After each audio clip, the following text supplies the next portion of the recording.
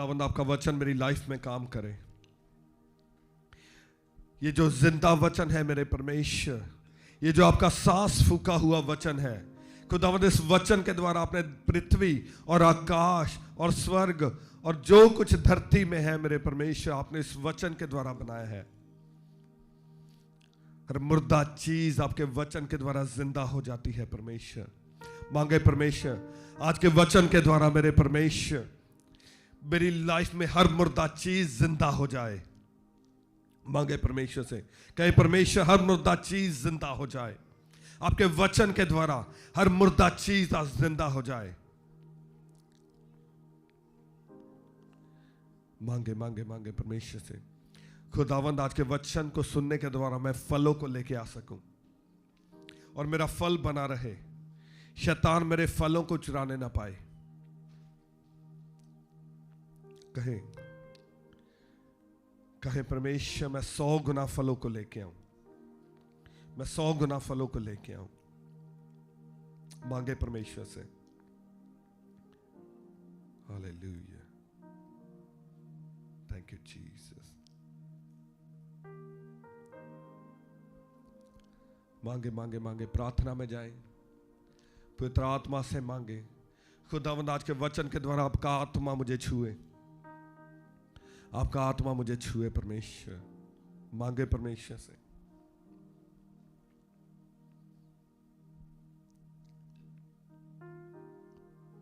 खुदावंद मेरी life same ना रहे, कहें परमेश्वर से खुदावंद मैं चेंज होना चाहता हूं, मैं बढ़ना चाहता हूं, मैं नेक्स्ट लेवल पे जाना चाहता हूं परमेश्वर। कहें परमेश्वर आज चर्च में आना मेरे लिए एक बड़ी ब्लेसिंग का कारण हुआ, मेरी लाइफ चेंज हो जाए, लाइफ चेंज हो जाए। मांगे परमेश्वर से, मांगे मांगे मांगे परमेश्वर से। Hallelujah, thank you Jesus, thank you Jesus. परमेश्वर की ग्रेस को अपनी लाइफ पे मांगे, उसकी मर्सी को अपनी लाइफ पे मांगे, उसके अभिषेक को अपनी लाइफ पे मांगे। प्रभु आपकी मर्सी एक एक जन पर आए, आपकी ग्रेस, आपका अनुग्रह एक एक जन पर हो मेरे परमेश्वर।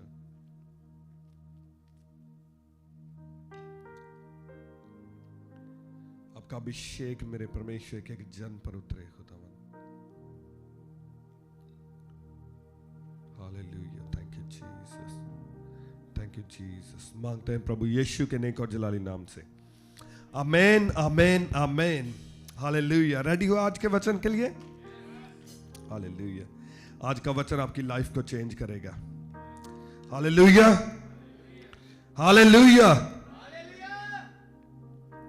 जो पहला वचन मैं पढ़ूंगा आपके लिए, मैथ्यू चैप्टर 3 वर्स 4, मत्ती की अंजील उसका 3 अध्याय उसकी 4 आयत। लिखा, ये यूहन्ना ऊंट के रोम का वस्त्र पहने था और अपनी कमर में चमड़े का कटिबंध बांधे हुए था। उसका भोजन टिड्डियां और वन मधु था। सभी कहें आमीन, हालेलुया। जॉन द बैप्टिस्ट के बारे में बात हो रही। कितने लोग जानते जॉन द बैप्टिस्ट के बारे में? जॉन द बैप्टिस्ट, जब उसके बारे में हम सोचते हैं, वचन में लिखा है कि वो जंगल में रहा करता था, वो जंगल में रहता था और वो उसकी ड्रेस ऐसी थी कि वो ऊंट के जो रोम था उसके बाल थे, उसके जो वस्त्र थे, उसकी ड्रेस उसने उसके ऊंट के रोम से बनाई हुई थी और उसकी बेल्ट जो थी एक बेल्ट डाल के रखता था और वो चमड़े की थी और वो जंगल में रहा करता था। और लिखा उसका भोजन टिड्डियां और वन मधु था। टिड्डियां एक जैसे कह सकते हैं कि एक वेल, उस पे जो फलियां लगती हैं उसको टिड्डी कहते हैं। ये वो टिड्डियां नहीं जो घूमती हैं इधर उधर। सो कई बार हम कंफ्यूज हो जाते हैं इसके बारे में। सो उसका भोजन टिड्डियां और वन मधु था। जब इतना हम पढ़ते हैं हम वैसे ही सोच लेते हैं कि एक बंदा है जो जंगल में रहता था और वो ये वाला भोजन खाता था। That's it. सिर्फ इतना सोच के हम आगे का पढ़ना स्टार्ट कर देते हैं। मगर अगर आप इस पे थोड़ा ध्यान दो, थोड़ा सोचो कि वो जंगल में रहता था और जंगल में रहना इजी नहीं है। कुछ साल पहले मैंने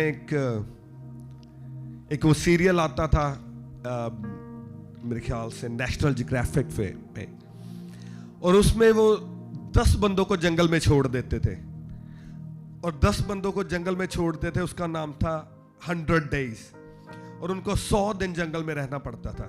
और जो बंदा 100 दिन जंगल में रह लेता था उसको मेरे ख्याल से $500,000 उसको मिलता था, मे बी $5 लाख उसको मिलता था। और 100 दिन जंगल में रहना, मैंने उनकी लाइफ देखी है कि जंगल में रहना। और उनको एक किट दी जाती थी, उसमें मेरे ख्याल से वो शायद 10 चीजें ले सकते थे। एक लाइटर ले सकते थे, एक नाइफ ले सकते थे, और एक एक्स ले सकते थे लकड़ियां काटने के लिए, एक स्लीपिंग बैग, और एक फिश, मेरे ख्याल से मछलियों को पकड़ने वाला, या फिश नेट आप ले सकते हो, या वो एक क्रॉस बो जिसको तीर कमान बोल देते थे, आप वो ले सकते हो। सो 10 आइटम्स आप कुछ भी लेके जंगल में रह सकते हो। मगर जब मैंने उसको देखा कि उन्होंने जंगल में रहना स्टार्ट किया, कई तो ऐसे लोग थे कि 2 दिन में ही बस हो गई उनकी। और उनको एक वॉकी टॉकी दी गई थी कि जब आप पे अगर कोई अटैक करता है जानवर, या आपको कट लग गया है, या मतलब जब आपने क्विट करना है तो आपने उस वॉकी टॉकी पे उनको वॉकी टॉकी करनी है, और वो आएंगे और आपको ले जाएंगे आके। मगर जब मैंने उनकी लाइफ देखी जंगल में रहने की, इतनी डिफिकल्ट, इतनी ज्यादा डिफिकल्ट। कोई 2 दिन में जा रहा है, कोई 10 दिन में जा रहा है, कोई 20 दिन में जा रहा है। और उसमें से कुछ थे जो 100 डेज जिन्होंने पूरे किए, और 100 डेज में उनमें उनका वेट आधा रह गया, क्योंकि खाने को अगर वो शिकार करेंगे तो कुछ मिलेगा खाने के लिए, और ठंड है, कभी बर्फ पड़ रही है, और कभी मछली पकड़ रहे हैं। कई बार 10-10 दिन कुछ भी उनको नहीं मिल रहा खाने के लिए, पानी लेके आ रहे हैं। इतनी डिफिकल्ट लाइफ, इतनी डिफिकल्ट लाइफ। कई बंदे होम सिक हो गए कि कोई बात करने के लिए नहीं है, कुछ भी करने के लिए नहीं है। उधर बैठे हैं, सिर्फ फूड के बारे में सोच रहे हैं कि आज कैसे फूड आएगा, कैसे मिलेगा। तो जब मैंने उनकी लाइफ को देखा, 100 डेज निकालने, आई मीन कि वो 100 डेज ऐसे हैं जैसे आप हेल में हो, और मोस्ट डिफिकल्ट 100 डेज है। और जब मैंने यूहन्ना की लाइफ को देखा, कोई नहीं जानता वो कितनी देर जंगल में रहा, मगर इतना पता है कि वो 30 साल का था जब वो जंगल से बाहर आया। तो मे बी वो छोटा होता जंगल में चला गया, या टीन एज का था जंगल में चला गया, 5 साल, 10 साल, 20 साल, कोई नहीं जानता कितनी देर वो जंगल में रहा। मगर वो 30 साल का, ये 100% श्योर है कि जब वो जंगल से बाहर आया तो वो 30 साल का था। पर जब यूहन्ना की लाइफ को देखते, इतनी डिफिकल्ट लाइफ, कोई खाने का पता नहीं है कि मिलेगा या नहीं मिलेगा। जो वो फलियां खाता था, अब सोच के देखो, आपको पता है कि हर एक, कोई भी आप अगर फ्रूट प्लांट करते हैं तो उसका एक सीजन होता है, ऐसे ही होता है ना। अगर आपने एप्पल का ट्री लगाया है तो वो अपने सीजन में फल देगा, सीजन के बाहर तो फल नहीं देगा। ट्री जरूर होगा मगर फल उस पर नहीं होगा। तो मैं सोच रहा था कि जो वो फलियां खाता था वो तो सिर्फ सीजन में आती थी, और जब सीजन नहीं है तब क्या होता होगा। सोच के देखो यूहन्ना की लाइफ, वो जंगल में है, कोई भी उसके साथ बात करने के लिए नहीं है, बुखार हो गया, कोई हेल्प नहीं है, कोई डॉक्टर नहीं है, कोई उसकी केयर करने के लिए नहीं है। रात को सो रहा है, किसी जंगली जानवर ने अटैक कर दिया, कोई उसकी प्रोटेक्शन करने के लिए नहीं है। वो कैसे सोता होगा रात को? I don't know. वो पेड़ पे चढ़ के सोता होगा या नीचे सोता होगा। उस जमाने में तो स्लीपिंग बैग भी नहीं होते।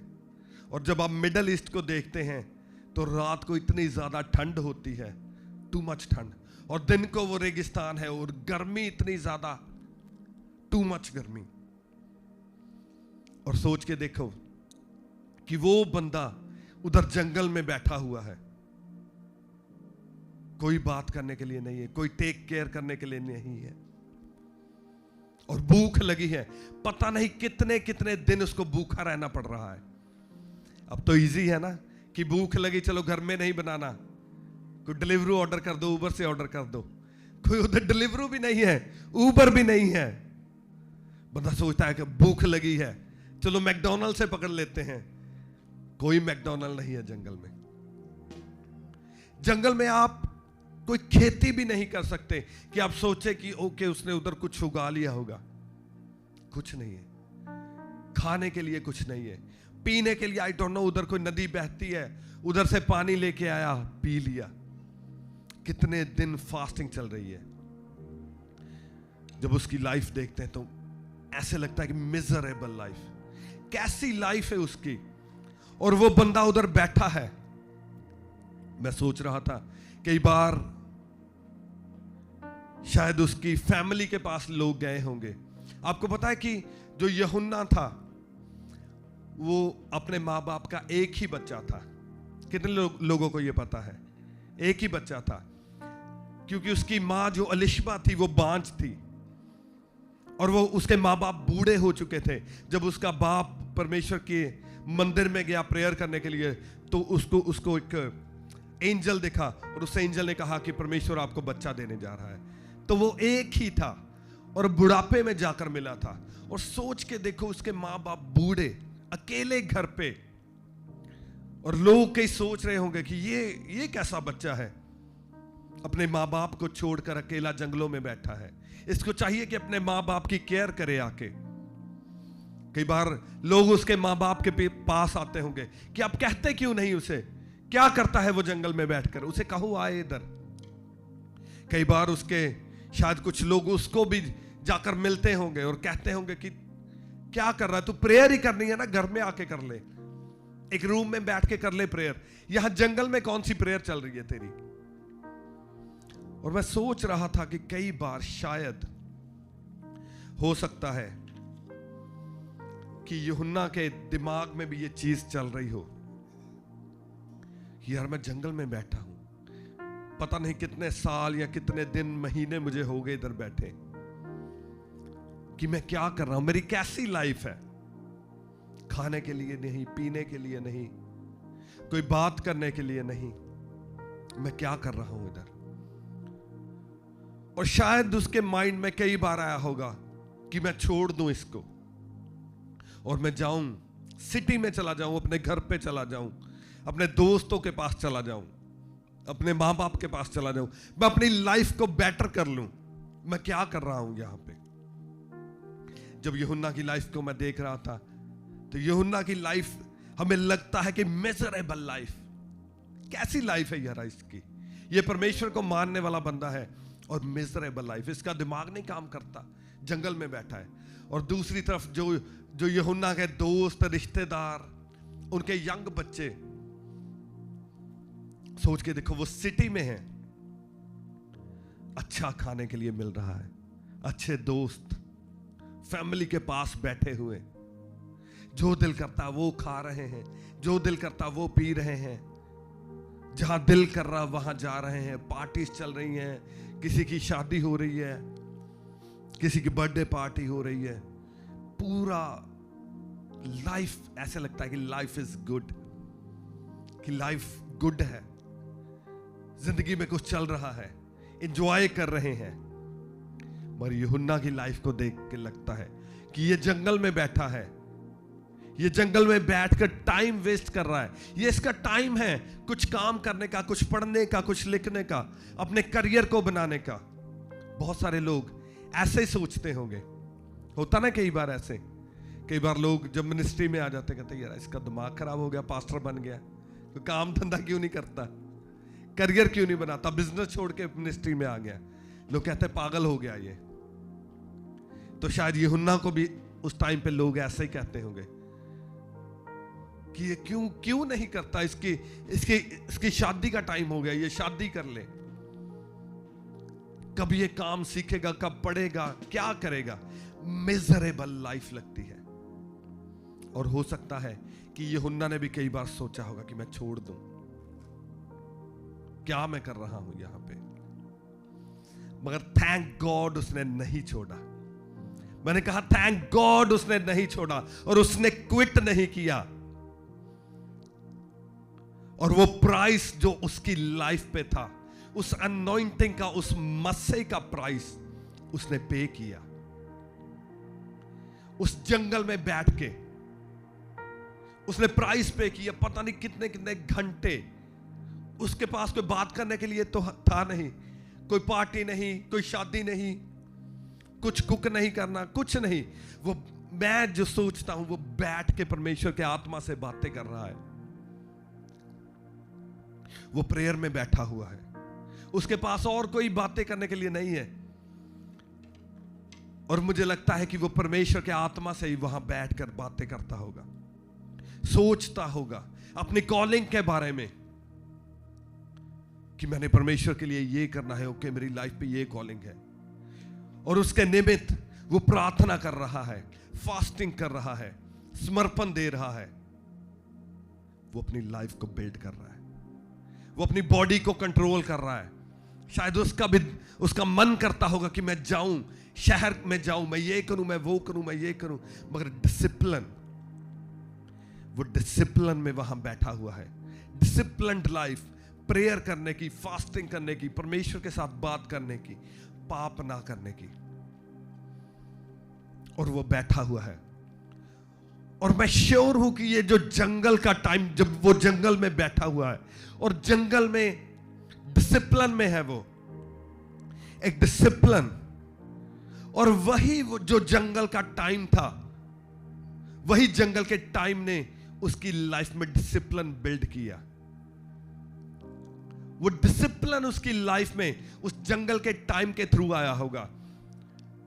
क्योंकि जब आपकी लाइफ में डिस्ट्रैक्शंस फिनिश होती हैं, कोई डिस्ट्रैक्शन नहीं, आपकी लाइफ में कोई डिस्ट्रैक्शन नहीं है, आपको एक ही काम है कि आप फुली फोकस्ड हैं कि मैंने प्रार्थना करनी है, मैंने फास्टिंग करनी है, मेरी प्रार्थना का टाइम हो गया, मेरी फास्टिंग का टाइम हो गया, मेरे समर्पण का टाइम हो गया, अब मेरे सोने का टाइम है, अब मेरे उठने का टाइम है।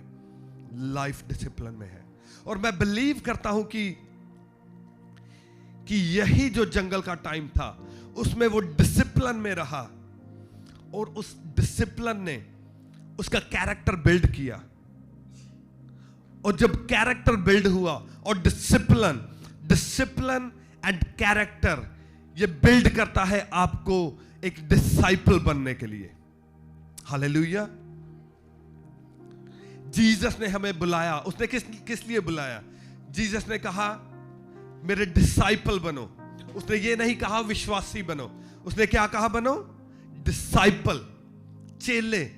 उसने आपको विश्वासी होने के लिए नहीं बुलाया, उसने आपको चेले होने के लिए बनाया। और जब आप एक डिसाइपल की लाइफ देखते हैं, without discipline there is no disciple. अगर आपकी लाइफ में डिसिप्लिन नहीं है तो आप कभी भी डिसाइपल नहीं बन सकते। हालेलुया।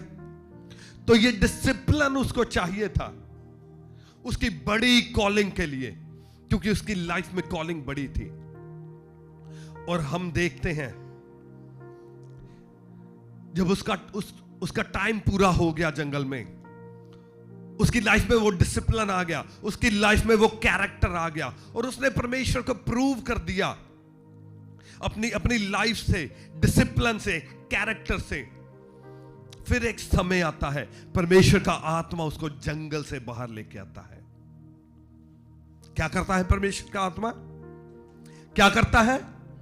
उसको जंगल से बाहर लेके आता है। और जैसे ही वो जंगल से बाहर आता है, अब वो यूहन्ना नहीं है जो उस जंगल में स्ट्रगल कर रहा है। वो यूहन्ना नहीं है जो फूड के लिए स्ट्रगल कर रहा है, जो खाने के लिए, जो पीने के लिए, अपनी सिक्योरिटी के लिए स्ट्रगल कर रहा है। अब वो डिफरेंट यूहन्ना है। वो यूहन्ना है जो आत्मा से भरा हुआ है, जो अनॉइंटिंग से भरा हुआ है, जो अभिषेक से भरा हुआ है, जो दान और वरदानों से भरा हुआ है। अब वो यूहन्ना जंगल से बाहर आ चुका है। और इमेजिन करके देखो, अपने माइंड में पिक्चर बना के देखो कि यूहन्ना जंगल से बाहर आ रहा है।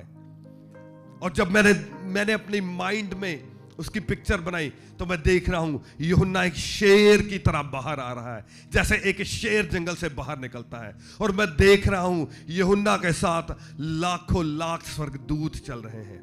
पवित्र आत्मा की अग्नि उसके सर पर है, अभिषेक से वो भरा हुआ है, अनॉइंटिंग से भरा हुआ है। और वो जंगल से बाहर आया और वो यरदन नदी के तट पे खड़ा हो गया।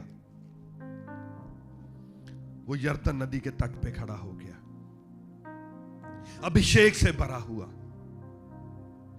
अनॉइंटिंग से भरा हुआ, अभिषेक उस पर उतरा हुआ है। अब यूहन्ना बाहर आ चुका है, जंगल का टाइम फिनिश हो चुका है, जंगल का टाइम फिनिश। अब वो यरदन नदी पे खड़ा है। और सोचने वाली बात यह है कि एक बंदा पता नहीं कितने साल वो जंगल में रहा। और जब वो जंगल में रहा, आपको नहीं लगता कि आप 2-3 साल जब डिस्कनेक्ट हो जाते हो, लोग आपको भूल जाते हैं, आपका किसी के साथ कनेक्शन नहीं रहता। आप 2 साल फोन ना करो किसी को तो आपका कनेक्शन कट जाता है। तो मैं बिलीव करता हूं कि उसका जो कनेक्शन था वो दुनिया से कटा हुआ था।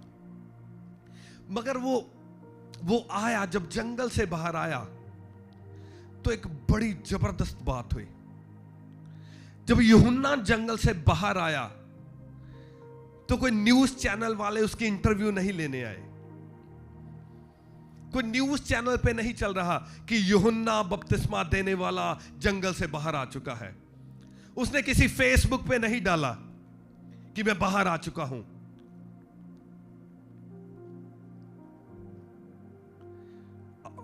मुझे नहीं पता ये कैसे हुआ। उसने किसी को फोन नहीं किया कि मैं बाहर आ चुका हूं जंगल से, किसी को नहीं पता, मगर यूहन्ना बाहर आ चुका है जंगल से। अब क्या हो रहा है? जब वो सामर्थ से भरा हुआ है, कोई पब्लिसिटी नहीं, कोई फेसबुक, कोई इंस्टाग्राम, कुछ नहीं, कोई न्यूज चैनल नहीं है, कुछ नहीं है, मगर एक अचंभा करने वाली बात वहां बीतती है। जब यूहन्ना बपतिस्मा देने वाला जंगल से बाहर आकर यरदन नदी पे खड़ा होता है तो लिखा है सभी ओर से लोग यूहन्ना के पास बपतिस्मा लेने आ रहे हैं। हालेलुया। सोच के देखो ये कैसे हुआ, कैसे ये पॉसिबल है चीज कि एक बंदा जो पता नहीं कितने सालों से जंगल में है और कोई उसे जानता नहीं, वो आकर यरदन नदी के तट पर खड़ा हुआ और लोग गांव से पातियां बांधकर भीड़े लगाकर आ रहे हैं। ये कैसे पॉसिबल है? ये अभिषेक के द्वारा पॉसिबल है। हालेलुया। क्योंकि जब वो जंगल में अपना टाइम परमेश्वर को दे रहा था, वो डिसिप्लिन में रह रहा था, उस वक्त हेवनलीज में कुछ हो रहा था, स्पिरिचुअल वर्ल्ड में कुछ हो रहा था। उसे लग रहा था शायद कुछ नहीं हो रहा, मगर कुछ तो हो रहा था। परमेश्वर का आत्मा लोगों को प्रिपेयर कर रहा था, परमेश्वर का आत्मा लोगों के हृदय को छू रहा था, वो प्रिपेयर कर रहा था उन्हें बपतिस्मा लेने के लिए। उनके मनों में परमेश्वर का आत्मा डाल रहा था कि ऐसा एक बंदा आएगा, तुमने जाना है, जब वो आए तुमने बपतिस्मा लेना है। अब सोच के देखो, बाइबल में कहीं नहीं लिखा कि यूहन्ना के द्वारा किसी को हील किया गया। लिखा है बाइबल में? कहीं नहीं लिखा कि उसने किसी को हील किया, किसी को डिलीवर किया, मगर फिर भी लोग भीड़ें लगाकर आ रहे हैं और उससे बपतिस्मा ले रहे हैं। और उससे पहले बाइबल में कहीं जिक्र नहीं आता कि किसी को बपतिस्मा दिया गया हो, कहीं नहीं लिखा। बपतिस्मा देना एक नई चीज थी। पहले यहूदी कल्चर में कहीं नहीं है कि किसी को बपतिस्मा दिया गया। खतने का कल्चर था कि खतना किया जाता था, मगर बपतिस्मा कहीं नहीं लिखा। तो कैसे पॉसिबल हुआ? कैसे पॉसिबल हुआ? ये इससे पॉसिबल हुआ कि उसने मूल्य अदा किया। वो जंगल के टाइम में रहा, वो कुड़कुड़ाया नहीं, बल्कि परमेश्वर के चरणों में बैठकर परमेश्वर पे फुल कॉन्फिडेंस रखकर परमेश्वर से प्रार्थना करता रहा और अपना मूल्य वो पे करता रहा, अपने प्राइस को पे करता रहा उस अनॉइंटिंग के लिए, उस असाइनमेंट के लिए। उसको कोई हीलिंग नहीं चाहिए थी, उसे कोई डिलीवरेंस नहीं चाहिए थी, उसे अपनी लाइफ में कुछ नहीं चाहिए था। सोच के देखो, वो बंदा जंगल में बैठा है सिर्फ इसलिए कि उसकी लाइफ में परमेश्वर ने एक काम करना है, और उस काम को करने के लिए, उस असाइनमेंट को पूरा करने के लिए उसको अभिषेक चाहिए, उसको एक कैरेक्टर चाहिए, उसको वो मस्सा चाहिए। और वो मस्से को पाने के लिए वो जंगल में बैठ के अपनी लाइफ का मूल्य पे कर रहा है। और फाइनली एक दिन आता है जिस दिन जीसस उसके सामने आ जाते हैं। जीसस उसके सामने आ जाते हैं और जीसस कहते मुझे बपतिस्मा दे।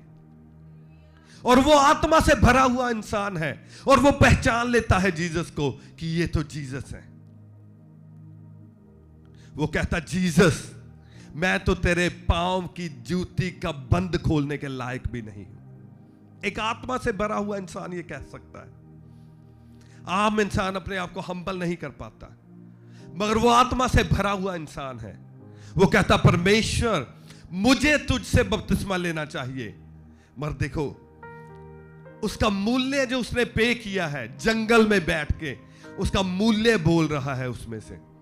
अब उसका अभिषेक बोल रहा है और जीसस कह रहे हैं, कहते नहीं, अब जो लिखा है उसे पूरा होने दे। सोच के देखो वो कैसा टाइम होगा। सोच के देखो, अपने आप को यूहन्ना की जगह पे रख के देखो कि जीसस आपके सामने खड़े हैं और आपकी जीसस से बात हो रही है और जीसस कह रहे हैं कि मैं तुझसे बपतिस्मा लूंगा। क्या यह पॉसिबल था? अगर वो जंगल में रहकर अपने आप को डिसिप्लिन ना करता, अपने आप में वो कैरेक्टर जो चाहिए था उसको, वो पवित्र कैरेक्टर जितनी देर वो अपने अंदर लेके ना आता, यह पॉसिबल नहीं था कि वो जीसस को बपतिस्मा दे पाता। आपकी लाइफ पर कई बार जंगल का टाइम आता है और जंगल का टाइम जो हार्ड टाइम होता है, मैं आपको 100% श्योरिटी से कह सकता हूं कि वो आपको डिस्ट्रॉय करने के लिए नहीं, आपको बिल्ड करने के लिए आता है। हालेलुया। जंगल का टाइम, हार्ड टाइम जब बिलीवर्स की लाइफ पे आता है, वो आपको बिल्ड करने के लिए आता है, वो आपको ऊंचा उठाने के लिए आता है, वो आपको डिस्ट्रॉय करने के लिए नहीं, मारने के लिए नहीं, बल्कि आपको ऊंचा करने के लिए आता है। हालेलुया। और उसके बाद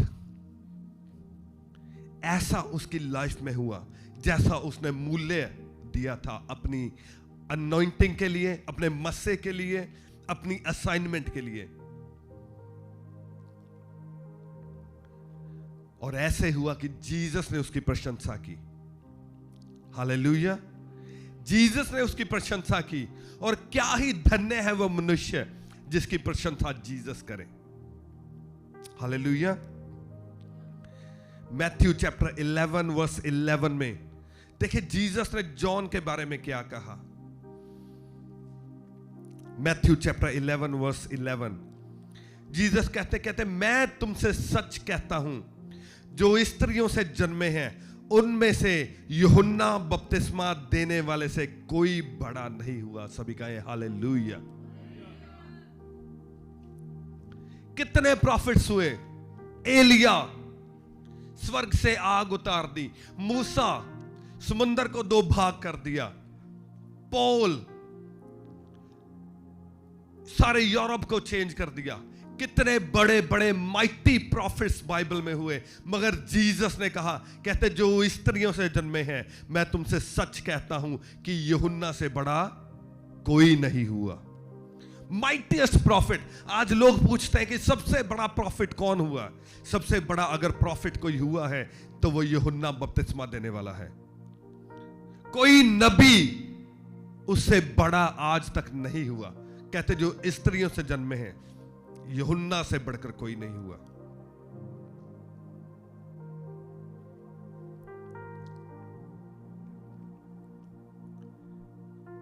ऐसी अनॉइंटिंग को, ऐसे मस्से को, ऐसे कैरेक्टर को वो लेके निकला उस जंगल से कि वो सबसे बड़ा प्रॉफिट बन गया।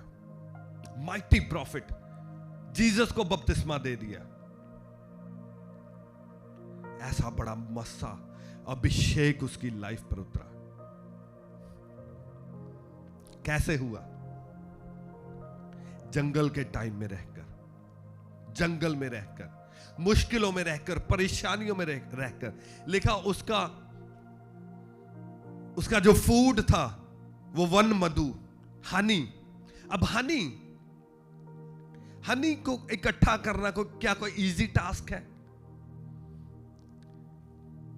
हजारों मक्खियां होती हैं उस छत्ते पे। जाके हाथ तो लगाओ जरा छत्ते को, पता चल जाए कि हनी कैसे आता है। वो हनी ऐसे नहीं कि टेस्को सेंसबरी में गया और उठाया, उधर से स्कैन किया और ले आया, हनी खा लिया। No no no no no. पहले उसे उन मक्खियों से लड़ना पड़ा होगा। पता नहीं कितनी मक्खियां, कई बार शहद की मक्खियां उसके लड़ी होंगी। सूज के आंखें सूज गई, बॉडी सूज गई। सोच के देखो, यूहन्ना सोचता होगा केड़े पंगे च पै गया।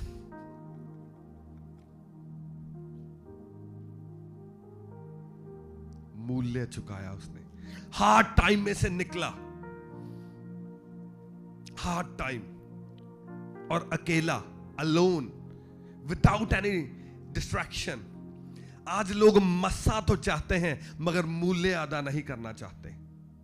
मसा तो चाहते हैं कि अभिषेक आ जाए, मगर हार्ड टाइम, जंगल का टाइम नहीं चाहते कि जंगल का टाइम आए। ट्रस्ट मी, अगर आप मसा चाहते हैं अपनी लाइफ में, आपको लोगों को अपनी लाइफ में से कट करना पड़ेगा।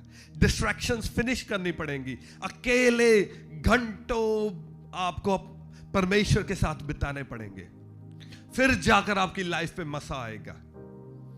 मगर आज लोग चाहते हैं कि मसा तो चाहिए मगर जंगल का टाइम नहीं चाहिए, हार्ड टाइम नहीं चाहिए। मगर जितनी देर आपकी लाइफ में हार्ड टाइम नहीं आता, आपका कैरेक्टर कभी बिल्ड नहीं होगा।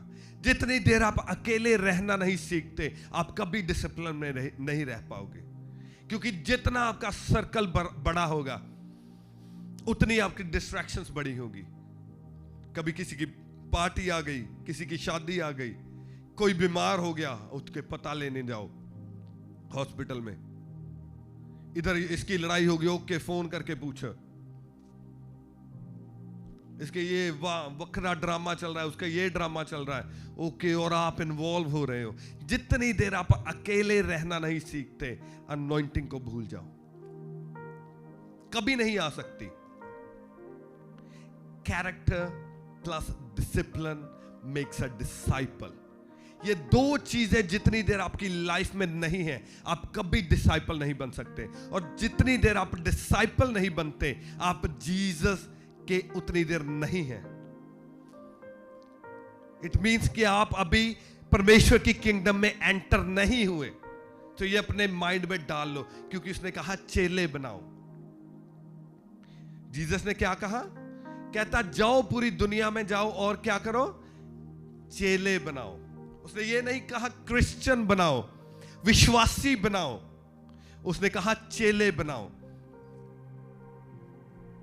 चेले डिसाइपल जो पूरा डिसिप्लिन में है, उसकी प्रार्थना का एक टाइम है, उसकी फास्टिंग का टाइम है, वो पवित्रता में है, उसका एक कैरेक्टर है। शैतान जितना मर्जी जोर लगा ले उसको पाप में गिराने के लिए, मगर उसका एक कैरेक्टर है, वो कभी पाप में नहीं गिरता।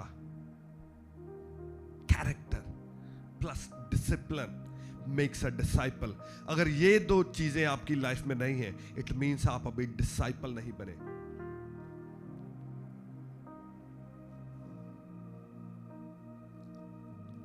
अगर आपको परमेश्वर को सर्व करना है, किंगडम में सर्व करना है, तो आपको डिसाइपल बनना पड़ेगा, अपना कैरेक्टर बिल्ड करना पड़ेगा, पाप छोड़ना पड़ेगा। हालेलुया। मैं आपसे कहना चाहता हूं कि डिसाइपल आज के बाद बनना स्टार्ट हो जाओ। वो प्रोसेस स्टार्ट कर दो जो एक डिसाइपल बनने वाला है। अनॉइंटिंग का प्राइस पे करना स्टार्ट कर दो, उसका प्राइस पे करो। जो प्राइस है अनॉइंटिंग का, अभिषेक का जो प्राइस है, उसे पे करना स्टार्ट करो और अपने आप को सरेंडर करो होली स्पिरिट के आगे। ट्रस्ट करो होली स्पिरिट पे, उस पे ट्रस्ट करो कि जो भी परमेश्वर आपकी लाइफ में करेंगे वो बेस्ट होगा। उसके प्लान्स के आगे अपने प्लान्स को सरेंडर कर दो और देखो फिर आपकी लाइफ में कैसे बड़े प्लान होते हैं। हर चीज में, सातों दिशाओं में, मैं ट्रस्ट में आप ब्लेस हो जाओगे, आप ब्लेस हो जाओगे। अपनी लाइफ का एक ऐसा, अपनी लाइफ को ऐसा बना लें कि जो परमेश्वर चाहे आप वो ही करें। अगर परमेश्वर का आत्मा आपको जंगल में लेके जाए तो मैं आपसे कहता हूं कि जंगल में चले जाओ। अगर परमेश्वर का आत्मा आपको डेजर्ट में लेके जाए तो मैं कहता हूं डेजर्ट में चले जाओ। अगर परमेश्वर का आत्मा आपको सिटी में लेके जाए तो आप सिटी में चले जाओ। अगर परमेश्वर का आत्मा आपको विलेज में लेके जाए तो विलेज में चले जाओ। कभी परमेश्वर के आत्मा को ना मत कहो कि परमेश्वर मैं ये नहीं कर सकता, परमेश्वर मैं ये नहीं कर सकता। जो परमेश्वर का आत्मा कहता है वो करो और रोज प्रार्थना करो कि परमेश्वर मेरे कानों को खोलें कि मैं आपकी आवाज को सुन सकूं, क्योंकि जितनी देर आप उसकी आवाज को नहीं सुनने पाएंगे, आप कैसे कर पाएंगे जो वो आपसे कहता है वो करो। और जब तक आपका कैरेक्टर प्योर कैरेक्टर नहीं होगा, आप उसकी आवाज को नहीं सुनने पाएंगे, क्योंकि परमेश्वर का आत्मा एक पापी शरीर को गाइड नहीं कर सकता। वो एक शुद्ध मन को और शुद्ध शरीर को वो गाइड कर सकता है। इसीलिए जब लोग पाप में होते हैं तो वो कहता है मैं तुझे भोंदू और बगोड़ू बना दूंगा। वो कोई इधर भागता है, कोई इधर, लाइफ में पता ही नहीं चलता क्या करना है। शुद्ध मन, शुद्ध हृदय, शुद्ध शरीर और डिसिप्लिन्ड लाइफ, ये आपकी लाइफ में तय करती है कि क्या आप अपनी असाइनमेंट जो परमेश्वर ने आपकी लाइफ में रखी है, क्या आप उसे पूरा कर पाएंगे या नहीं। और आपकी ब्लेसिंग, जो हाई लेवल की ब्लेसिंग है, मैं छोटी ब्लेसिंग की बात नहीं कर रहा कि ये जॉब मिल गई, ये वीजा मिल गया, ये हो गया, वो छोटी बातें हैं। उससे बड़ी एक ब्लेसिंग परमेश्वर ने आपकी लाइफ में रखी है, और वो ब्लेसिंग आपको तभी मिलेगी जब आप अपनी असाइनमेंट को पूरा करना स्टार्ट करेंगे। जब आप जंगल से बाहर आएंगे, यूहन्ना बाहर आया जंगल से, यरदन नदी पे खड़ा, लोग बीड़े बना के आ रहे हैं, और वो आगे से परमेश्वर का दास जो मस्से से भरा हुआ है उन्हें कह रहा है, हे सांप के बच्चों, तुम्हें किसने जता दिया कि तुम पापों से मन फिराओ। सोच के देखो, लोग आ रहे हैं भीड़े लगाकर, पातियां बांधकर, लाइन बनाकर बपतिस्मा लेने के लिए, और वो उनको कह रहा है हे सांप के बच्चों, और कोई ऑफेंड होकर वापस नहीं जा रहा। क्यों? क्योंकि उसके सर पे एक मसा है, उसके सर पे अभिषेक है। वो उन्हें टेल ऑफ भी कर रहा है, मगर वो नहीं जा रहे, वो वापस नहीं जा रहे, वो बपतिस्मा ले रहे हैं। अभिषेक आपकी लाइफ पे, जब होता है, आप अपने बॉस को भी टेल ऑफ कर देते हो जॉब पे, और वो चुप करके आपकी सुन लेता है। आप अपने बच्चों को टेल ऑफ करते हो, आपके बच्चे सुनते हैं और वो चेंज होते हैं। आपकी फैमिली के लोग आपको सुनते हैं और वो चेंज होते हैं। अभिषेक, और वो जंगल के टाइम के बिना नहीं मिलता। हालेलुया। अपनी लाइफ को चेंज करें, और आपकी लाइफ का एक गोल होना चाहिए कि मैंने परमेश्वर के नाम को ग्लोरी देनी है। मेरे जीवन से परमेश्वर के नाम को महिमा मिलनी चाहिए, उसको ग्लोरी मिलनी चाहिए। भजन संहिता 92 उसकी 1 और 2 आयत में लिखा है, कहता यहोवा का धन्यवाद करना भला है, हे परम प्रधान तेरे नाम का भजन गाना। प्रातःकाल को, प्रातःकाल it means morning, early morning, कहता प्रातःकाल को तेरी करुणा और प्रति रात तेरी सच्चाई का प्रचार करना। हालेलुया। अगर आप इस 2 वर्सेस को समझ जाए, आपकी लाइफ चेंज हो जाएगी। मैं आपको बता रहा हूं, अगर आप 2 वर्सेस समझ जाए, लाइफ ऐसी चेंज होगी। कोई शैतान आपके आगे टिक नहीं पाएगा, कोई बीमारी नहीं टिक पाएगी, कोई गरीबी नहीं टिक पाएगी, कोई दुष्ट आत्मा आपके आगे टिक नहीं पाएगी। ये इतनी पावरफुल 2 वर्सेस हैं। कहता प्रातःकाल को तेरी करुणा और प्रति रात तेरी सच्चाई का प्रचार करना। प्रातःकाल क्या है? Early morning. प्रातःकाल रिफ्लेक्ट करता है, रिप्रेजेंट करता है अच्छे दिनों को। जब दिन अच्छे होते हैं, जब टेस्टिमनीज होती हैं, जब ब्लेसिंग्स आपकी लाइफ में होती हैं, सब कुछ गुड चल रहा है, बहुत अच्छा चल रहा है, कहता जब प्रातःकाल हो तेरी करुणा। और रात क्या रिप्रेजेंट करती है? रात रिप्रेजेंट करती है बैड टाइम, जंगल का टाइम, हार्ड टाइम, बीमारी का टाइम, गरीबी का टाइम। और क्या? अगर आप पढ़ो, रात को तेरी सच्चाई का प्रचार करना। क्या आप रात को माइक लेके चले जाएंगे प्रचार करने रात के 12 बजे? लोग पुलिस बुलाकर आपको उठवा देंगे, यार ये रात को सोने नहीं दे रहा। इसका ये मतलब नहीं है। रात का मतलब है हार्ड टाइम्स। जब टाइम्स हार्ड चल रहे होते हैं, कोई टेस्टिमनी नहीं है, बीमारी से आप ग्रसित हैं, गरीबी, कर्जा आपकी लाइफ पे है, कहता उस समय तेरी सच्चाई का प्रचार करना है। सच्चाई क्या है? परमेश्वर की सच्चाई क्या है? उसकी सच्चाई है कि वो हील करने वाला है, वो डिलीवर करने वाला है, वो ब्लेस करने वाला है। कहता रात को तेरी सच्चाई का प्रचार करना।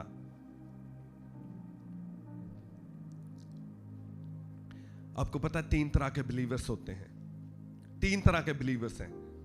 एक वो होते हैं जिनकी लाइफ में जब रात का टाइम आता है, नाइट टाइम आता है, हार्ड टाइम आता है, बीमारी आती है, कर्जा आता है, गरीबी आती है, लड़ाई झगड़ा आता है, क्लेश आता है, ओपोजिशन आता है, कुछ भी लगा लो आप, हार्ड टाइम आप पर आ गया। तो एक कैटेगरी बिलीवर्स की ऐसी है, वो चीखे मारना स्टार्ट हो जाते हैं, रोना स्टार्ट हो गए, मर गए, मारे गए, लुटे गए, आ हो गया, परमेश्वर कित्थे है तू? कहां है परमेश्वर? मेरे साथ ये क्यों हो रहा है?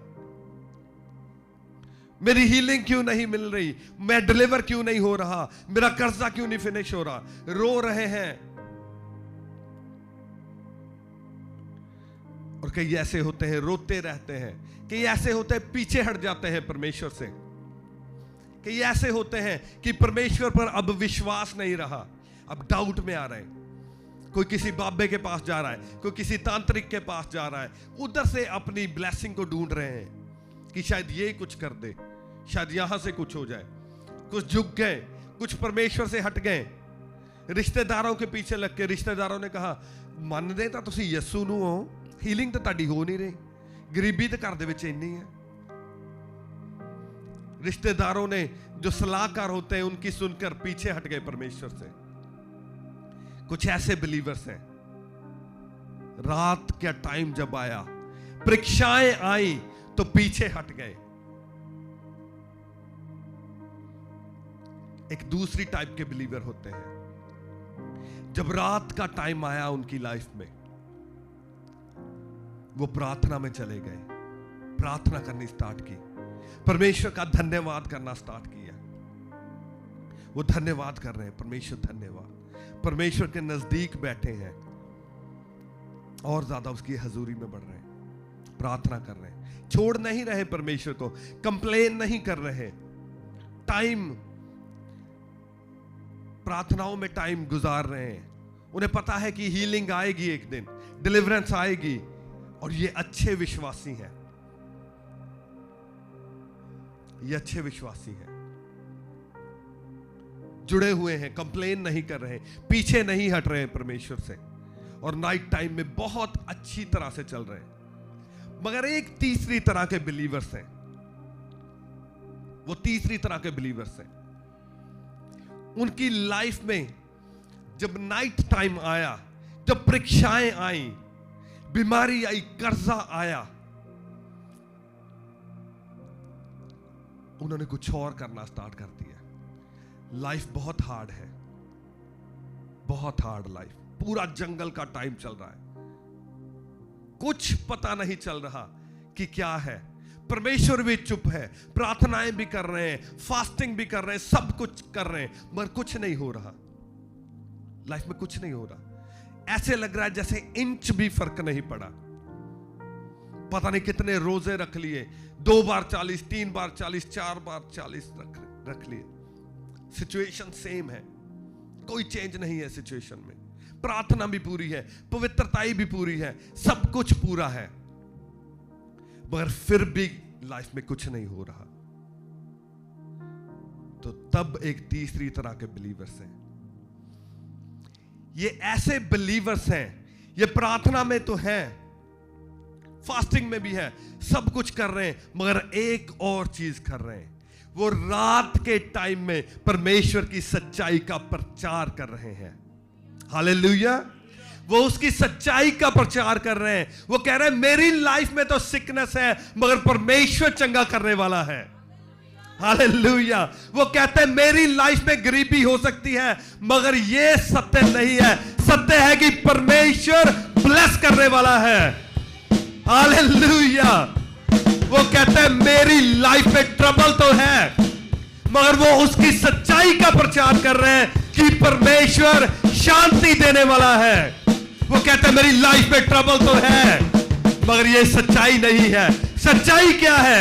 वो प्रचार कर रहे हैं सच्चाई का कि परमेश्वर छुड़ाने वाला है, परमेश्वर आपको हील करने वाला है, परमेश्वर आपको डिलीवर करने वाला है, परमेश्वर आपको ऊंचे पर रखने वाला है। ये तीसरी तरह के बिलीवर्स हैं, ये तीसरी तरह के बिलीवर्स हैं। And I love these believers, I love these believers. वो कहता है रात को, कहता है प्रातः काल को मैं तेरी करुणा का प्रचार करूंगा। जब अच्छे दिन हो गए मैं तेरी करुणा का प्रचार करूंगा, मगर जब रात का टाइम आएगा मैं तेरी सच्चाई का प्रचार करूंगा। प्रेयर नहीं करना, धन्यवाद नहीं करना, प्रचार करना, प्रचार करना। कहता तेरी सच्चाई का प्रचार करूंगा। खुद बीमारी में है मगर हीलिंग का प्रचार कर रहे हैं। खुद पता है मेरे अंदर बीमारी है, मगर बाहर जाकर लोगों को कह रहे हैं कि भाई साहब चर्च आया करो, वहां परमेश्वर लोगों को हील करते हैं। लेवल चेक करो, चेक करो ऐसे बिलीवर्स का लेवल। रियल डिसाइपल्स, ये रियल डिसाइपल्स हैं, ये परमेश्वर चाहते हैं कि आप बने। खुद गरीबी में है, पता है कर्जा है, और कर्जा भी इतना है कि लगता नहीं कि इस लाइफ में उतार पाएंगे, मगर क्या कर रहे हैं?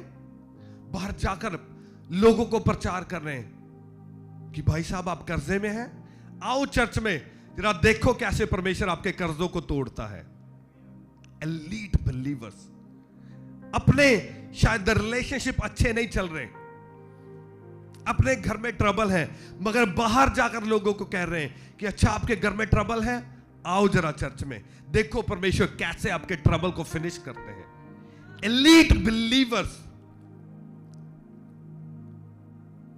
पता है, दिन में उसकी करुणा का प्रचार करना तो इजी है, मगर रात के टाइम में उसकी सच्चाई का प्रचार करना यह बहुत डिफिकल्ट है। That is very difficult. यह बहुत डिफिकल्ट है और बहुत कम लोग यह कर पाते हैं। बहुत कम लोग यह कर पाते हैं क्योंकि यह इजी नहीं है। That's not easy. आपके पास हाई लेवल का, बहुत ही हाई लेवल का आपके पास विश्वास चाहिए इसको करने के लिए। परमेश्वर पर आपका विश्वास नेक्स्ट लेवल का होना चाहिए, हायर लेवल का होना चाहिए। मैं आपको बताऊं, जब ये मिनिस्ट्री हमने स्टार्ट की थी, जिस दिन ये मिनिस्ट्री हमने स्टार्ट की, शायद अगर मैं भूल नहीं रहा तो हम अपनी लाइफ के लोएस्ट टाइम में चल रहे थे। लोएस्ट टाइम हमारा चल रहा था।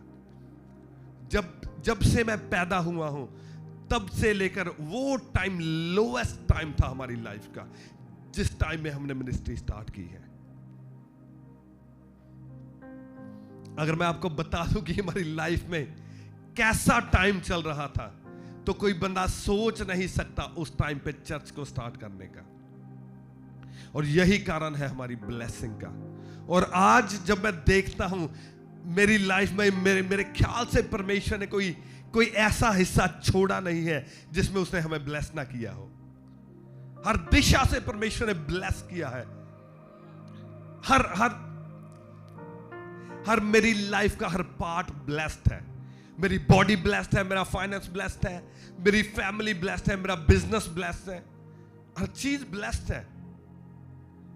मैंने ब्रेक थ्रू को देखा है अपनी लाइफ में, हर हिस्से में मैंने ब्रेक थ्रू को देखा है। और वो हिस्से जो उस टाइम पे मुझे लगता था कि शायद ये सिचुएशन कभी नहीं चेंज होगी, कभी चेंज नहीं हो सकती, परमेश्वर ने ऐसी सिचुएशन चेंज की कि मैं भूल गया कि वो टाइम भी कभी मेरी लाइफ में था। Elite disciples. मैं चाहता हूं कि एक जन आप में से एलीट डिसाइपल बने। ऐसा डिसाइपल बने कि जो मर्जी आपकी लाइफ में चल रहा है, डजंट मैटर वो सच्चाई नहीं है। सच्चाई ये है कि अगर परमेश्वर का वचन कहता है कि उसके कोड़े खाने से मैं हील हो चुका हूं, इट मींस वो हीलिंग देने वाला परमेश्वर है, और वो हीलिंग देता है और वो हीलिंग देगा। और जब आप प्रचार करना स्टार्ट करेंगे, आप देखेंगे कैसे शैतान को डंडे लग रहे हैं, फिर कैसे शैतान बोरिया बिस्तर लेके आपकी लाइफ से दौड़ता है। फिर वो ऐसे धीरे धीरे चल के नहीं जाएगा, वो दौड़ के आपकी लाइफ से निकलेगा। क्यों? क्योंकि आप उसको शर्मिंदा कर रहे हैं। वो आपको बीमारी दे रहा है मगर आप हीलिंग का प्रचार कर रहे हैं। उसने आपको गरीबी में रखा है, आप ब्लेसिंग का प्रचार कर रहे हैं। उसने आपको ट्रबल में रखा है, आप परमेश्वर की पीस का प्रचार कर रहे हैं। कैसे हो सकता है फिर? कैसे पॉसिबल है कि परमेश्वर का आत्मा आपकी लाइफ में काम ना करे? That is not possible. That's not possible. फिर आप हेवन की लायबिलिटी बन चुके हो। अब आपने हीलिंग का प्रचार किया है, परमेश्वर की अब ये जिम्मेवारी बन चुकी है कि वो आपको हील करे।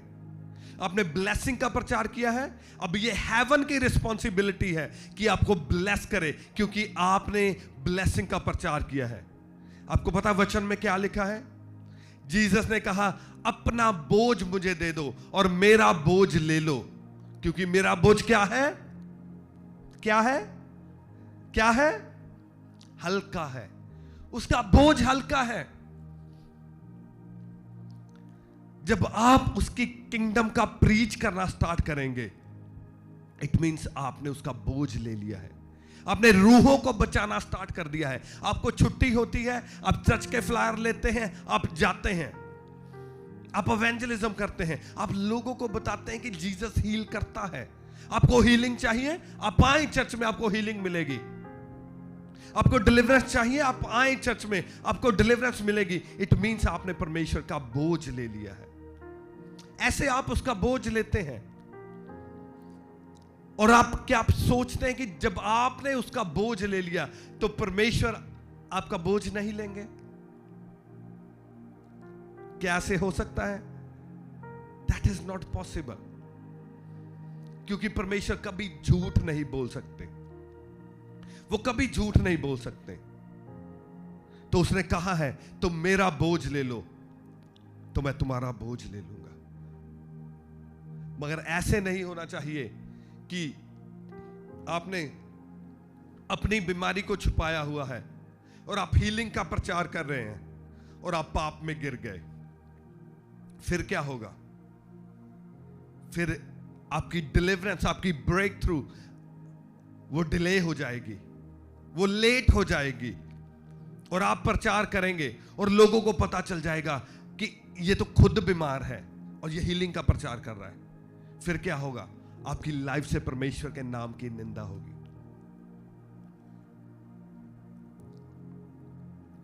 जब आप अपने घर की प्रॉब्लम किसी से शेयर करेंगे कि हमारे घर में तो ये ट्रबल है, हमारी तो बनती नहीं, हम तो कर्जे में हैं, फिर क्या होगी?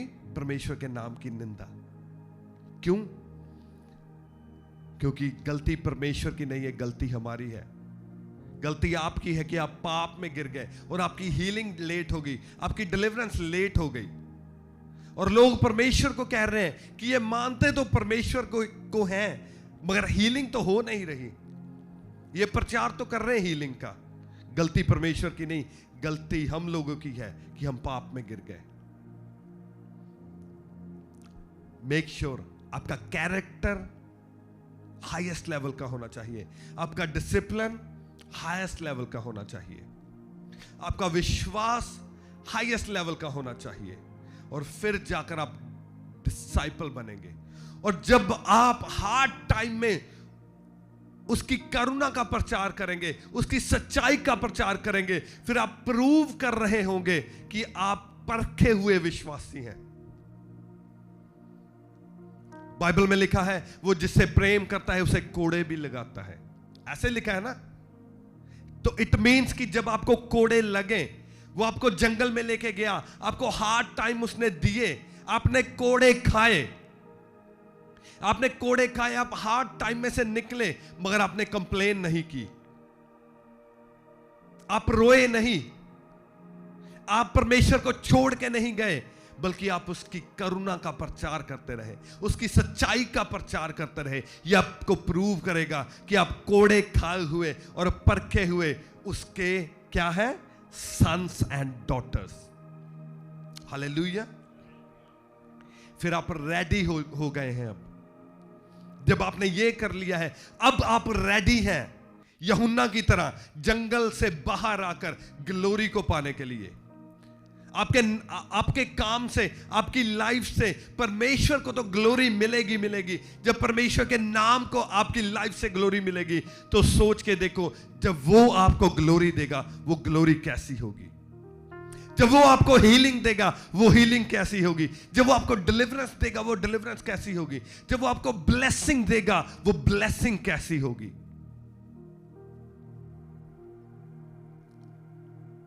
मगर जंगल के टाइम में से निकलना पड़ेगा। दिन को उसकी करुणा का प्रचार आपको करना पड़ेगा और रात को उसकी सच्चाई का प्रचार आपको करना पड़ेगा। आपको खड़े होना पड़ेगा उसके सच्चे सन्स एंड डॉटर्स बनके। हालेलुया।